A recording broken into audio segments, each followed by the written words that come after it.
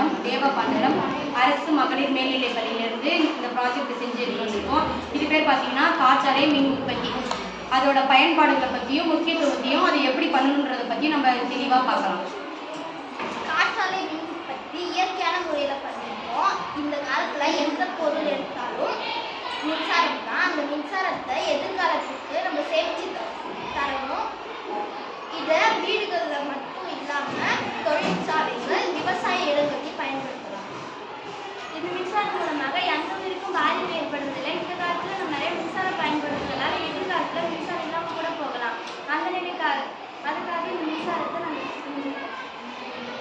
மின்சாரம் இல்லாத நேரத்தில் யூபிஎஸ் பேட்டரி வந்து நம்ம அதிகமாக பயன்படுத்துவோம். அது விலை அதிகமும் கூட.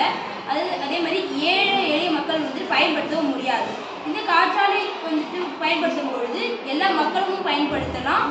இது விலையும் குறைவாக இருக்கிறதுனால அனைத்து மக்களுமே பயன்படுத்தலாம். கரண்ட்டுமே ரொம்ப சேவ் பண்ணியும் நம்ம வச்சுருக்கலாம். அதே மாதிரி நிலக்கரி ரொம்ப குறைந்துட்டே வரதுனால மின் காற்றாலை அதிகமாக பயன்படுத்துவதன் மூலமாகவும் அதுக்கு ஒரு மீட் எடுக்கும்.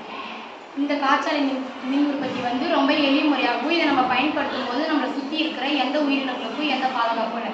இதை நம்ம வீட்டு உபயோக பொருட்கள் மட்டும் பண்ணாமல் தொழிற்சாலைகள், விவசாய நிலங்கள் போன்ற எல்லாத்தையுமே இதை பண்ணலாம்.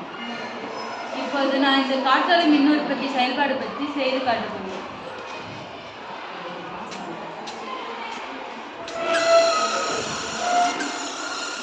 இந்த காற்றாலை சுற்றுவதன் மூலமாக மின்சாரம் தயாரித்து வீட்டு உபயோகப் பொருட்கள் அனைத்து மின்சார பயன்பாடுகளும் பயன்படுகிறது.